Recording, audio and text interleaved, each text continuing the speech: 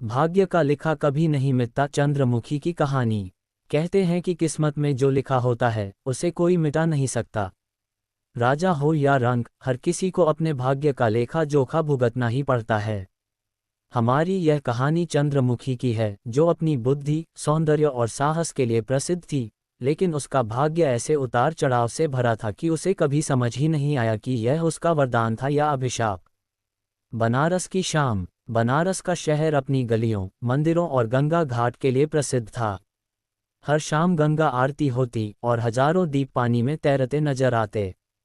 उन्हीं गलियों में एक आलीशान हवेली थी जहां चंद्रमुखी नाम की एक युवती रहती थी। चंद्रमुखी बचपन से ही सुंदर और कुशाग्र बुद्धि की थी। उसकी मां मल्लिका एक प्रसिद्ध नर्तकी थी जिसे बनारस में बहुत सम्मान प्राप्त था। लेकिन चंद्रमुखी को ये जीवन पसंद नहीं था।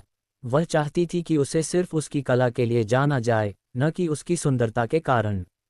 मैं सिर्फ एक नर्तकी नहीं हूँ माँ, चंद्रमुखी ने एक दिन कहा, मैं अपनी पहचान खुद बनाना चाहती हूँ। मल्लिका मुस्कुराई, लेकिन उसकी आंखों में चिंता झलक रही थी। वह जानती थी कि समाज एक नर्तकी की बेटी को कभी सम्मान की नज़र से नहीं देखेगा, भले ही वह कितनी भी गुणवान क्यों न हो। पहली परीक्षा। चंद्रमुखी की प्रसिद्धि धीरे धीरे बनारस के बाहर भी फैलने लगी। एक दिन राजा विक्रम सिंह ने उसके नृत्य की प्रशंसा सुनी और उसे अपने महल में आमंत्रित किया। यह आमंत्रण किसी भी कलाकार के लिए सम्मान की बात थी, लेकिन चंद्रमुखी को संदेह था। राजमहल में जाना सुरक्षित नहीं होगा, उसकी सहेली गौरी ने चेतावनी दी। मगर यह मेरी प्रतिभा को सिद्ध करने का मौका है, चंद्रमुखी ने जवाब दिया। वह राजमहल पहुंची और उसके नृत्य ने सबको मंत्रमुग्ध कर दिया। राजा स्वयं भी उसकी कला से प्रभावित हुए, लेकिन महल के एक मंत्री, रणधीर, ने उसकी लोकप्रियता को खतरे के रूप में देखा। एक साधारण नर्तकी इतनी शक्ति नहीं पा सकती, रणधीर ने राजा से कहा। राजा ने उसकी बातों पर ध्यान नहीं दिया, लेकिन चंद्रमुखी के लिए यह पहला संकेत था कि हर कोई उसकी सफलता को स्वीकार नहीं करेगा। प्रेम और साजिश। राजमहल में चंद्रमुखी की मुलाकात युवराज आदित्य सेन से हुई। आदित्य सेन एक बुद्धिमान और न्यायप्रिय व्यक्ति थे और उन्होंने चंद्रमुखी के विचारों और कला की सराहना की। धीरे धीरे दोनों के बीच प्रेम पनपने लगा, लेकिन रणधीर को यह स्वीकार नहीं था।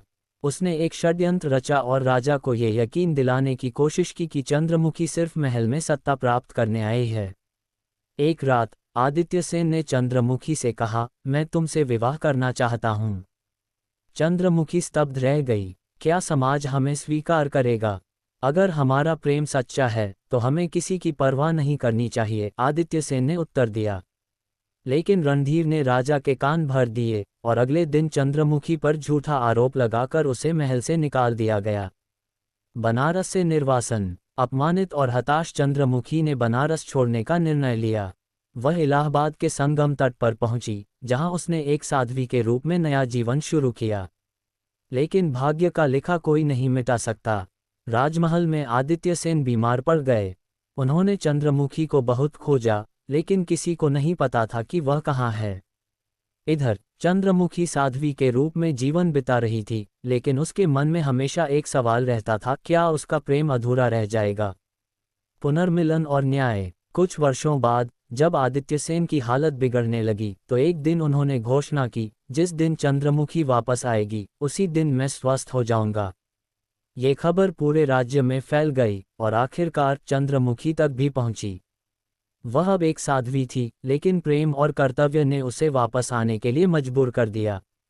जब वह राजमहल पहुंची तो आदित्य सेन की आंखों में आंसू थे। तुम्हारे बिना मैं अधूरा था, उन्होंने कहा। रणधीर की साजिश भी उजागर हो गई और उसे दंड दिया गया। राजा विक्रम सिंह ने चंद्रमुखी को सम्मानपूर्वक स्वीकार किया और आदित्य सेन से विवाह करने की अनुमति दी। भाग्य का लिखा कभी नहीं मिटता। चंद्रमुखी को उसके प्रेम और सम्मान दोनों मिल गए। वह सिर्फ एक नर्तकी नहीं, बल्कि एक सशक्त महिला के रूप में जानी गई। उसकी कहानी यह साबित करती है कि भाग्य का लिखा कोई मिटा नहीं सकता, लेकिन अपने साहस और सच्चाई से उसे बेहतर बनाया जा सकता है।